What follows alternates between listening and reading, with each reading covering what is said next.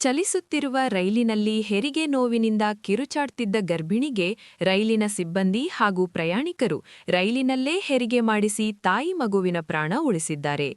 ಬಂಟ್ವಾಳ ರೈಲು ನಿಲ್ದಾಣದಲ್ಲಿ ನಡೆದ ಈ ರೋಚಕ ಮತ್ತು ಮಾನವೀಯ ಕಥೆ ಇಲ್ಲಿದೆ ನೋಡಿ.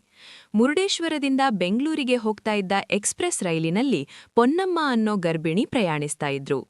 ಬಂಟ್ವಾಳ ಸ್ಟೇಷನ್ ತಲುಪೋಷ್ಟ್ರಲ್ಲಿ ಅವರಿಗೆ ತೀವ್ರ ಹೆರಿಗೆ ನೋವು ಕಾಣಿಸ್ಕೊಂಡಿತ್ತು. ರಕ್ತಸ್ರಾವದಿಂದ ಒದ್ದಾಡ್ತಿದ್ದ ಅವರನ್ನ ನೋಡಿ ರೈಲ್ವೆ ಸಿಬ್ಬಂದಿ ಕೂಡ್ಲೇ ಆಂಬ್ಯುಲೆನ್ಸ್ಗೆ ಕಾಲ್ ಮಾಡಿದ್ರು. ಅದೇ ಪರಿಸ್ಥಿತಿ ಕೈಮೀರಿತ್ತು. ಆಂಬ್ಯುಲೆನ್ಸ್ ಬರೋವರೆಗೂ ಕಾಯೋ ಸ್ಥಿತಿ ಅಲ್ಲಿರ್ಲಿಲ್ಲ. ಈ ನಿರ್ಣಾಯಕ ಕ್ಷಣದಲ್ಲಿ ರೈಲ್ವೆ ಸಿಬ್ಬಂದಿ ಅರುಣಾ ಮತ್ತು ಹೆಡ್ ಕಾನ್ಸ್ಟೇಬಲ್ ಶಂಕರಮೂರ್ತಿಯವರು ಸಮಯ ಪ್ರಜ್ಞೆ ಮೆರೆದಿದ್ದಾರೆ. ಹೆರಿಗೆ ಕಾರಣಕ್ಕಾಗಿ ಬಂಟ್ವಾಳ ತಾಲೂಕಿನ ಬಿಸಿ ರೋಡ್ ಬಳಿಯ ರೈಲು ನಿಲ್ದಾಣದಲ್ಲಿ ರೈಲನ್ನ ನಿಲ್ಲಿಸಲಾಗಿತ್ತು. ಬಳಿಕ ರೈಲಿನಲ್ಲಿದ್ದ ಮಹಿಳಾ ಪ್ರಯಾಣಿಕರು ಸುರಕ್ಷಿತವಾಗಿ ಹೆರಿಗೆ ಮಾಡಿಸಿದ್ದಾರೆ. ಪೊನ್ನಮ್ಮ ಅವರು ಮುದ್ದಾದ ಗಂಡು ಮಗುವಿಗೆ ಜನ್ಮ ನೀಡಿದ್ದಾರೆ. ನಂತರ ತಾಯಿ ಮಗುವನ್ನ ಬಂಟ್ವಾಳದ ಖಾಸಗಿ ಆಸ್ಪತ್ರೆಗೆ ಶಿಫ್ಟ್ ಮಾಡಲಾಗಿದ್ದು, ರೈಲು ಪ್ರಯಾಣಿಕರ ಹಾಗೂ ಸಿಬ್ಬಂದಿಯ ಈ ಸಾಹಸವನ್ನ ರೈಲ್ವೆ ಇಲಾಖೆ ಕೊಂಡಾಡಿದೆ.